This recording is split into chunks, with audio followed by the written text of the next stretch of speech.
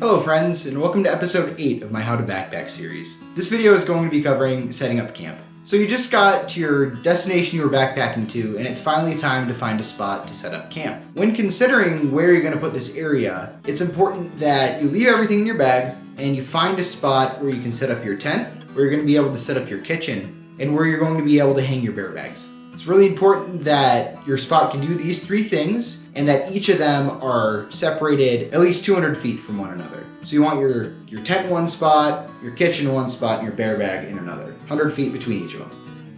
Okay? So when you finally settled on a spot that'll meet all these needs, it's time to set your bag down and get everything out. When doing this, it's important to stack your gear in its necessary spot. So put all of your smellables in one pile, and put your shelter, your sleeping bag, that sort of thing in one pile.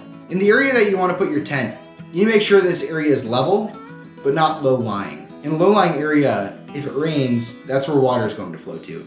And then you're going to wake up in the middle of the night, you're going to be soaking wet, and that's really not a good time. So it's important to find a spot that's level, on a durable surface, so that you're not going to have a lasting impact. Another couple of things to notice: if you camp at the bottom of a valley, it's going to be cooler because all the cold air is going to settle to there.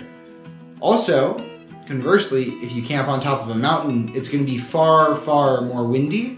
And if you're on a really tall mountain, the weather can be more unpredictable. The ideal area is going to be on the side of a hillside, where there's adequate drainage out of where your tent is, not where the water is going to drain to, but also that's very level. So you're not sleeping at an incline, because that isn't very comfortable.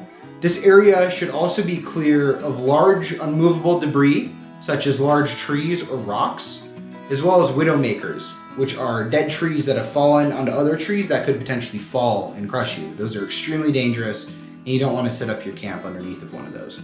Paying attention to where the sun rises and sets also could be beneficial, because if you're in a cold area, you might want to be on the eastern slope of the hill so you get the morning sun. Or if it's a really warm area, you might want to be on the western part of the hill, so you only are going to get that afternoon sun.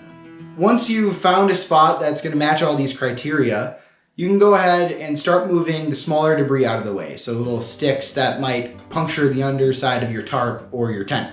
Get those out of the way, and then lay down your tarp. At this point, I recommend laying down on your tarp and making sure that it feels right.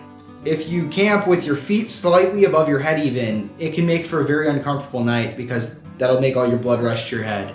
You can get a really bad headache, really not comfortable.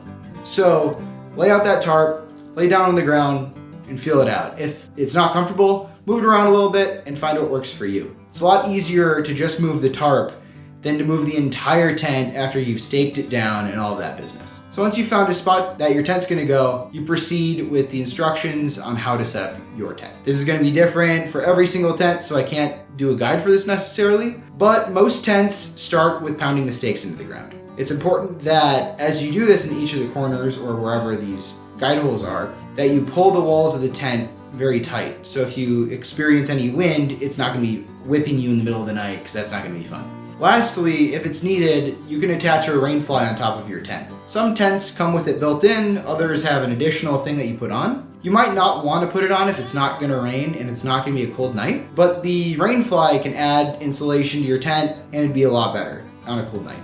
But if you use this for the warmth, be aware of the condensation that's going to be trapped from your breath inside of the tent. After your tent is all set up, I would recommend bringing in the rest of your sleeping gear and set it all up. Get your sleeping bag lofting up so that insulation can trap as much air as it can, so when night comes, it's going to be a warmer sleeping bag for you. It's going to be more insulative. At this point, after everything's been set up, I usually take a break and wait until I get hungry.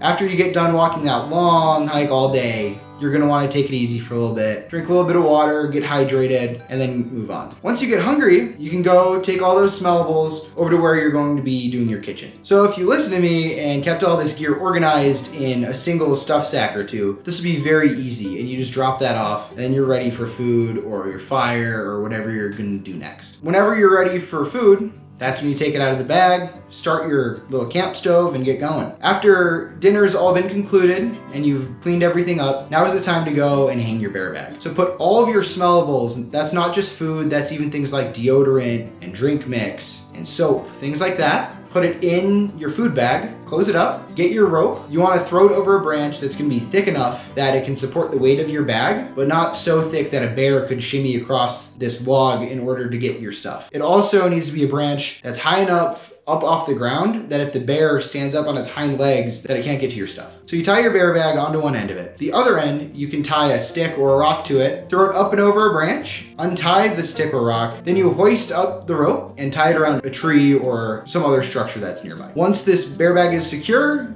you're set for the night and you can sleep in peace.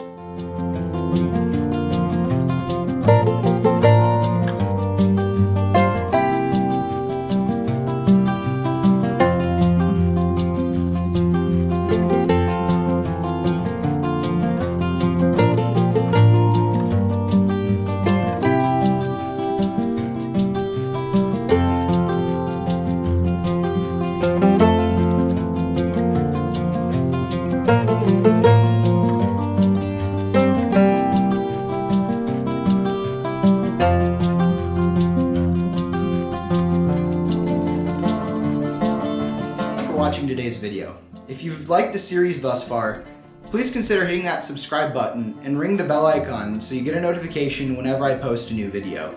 New video is out every Monday at 5 p.m. And down in the comment section, if you have any questions, please let me know.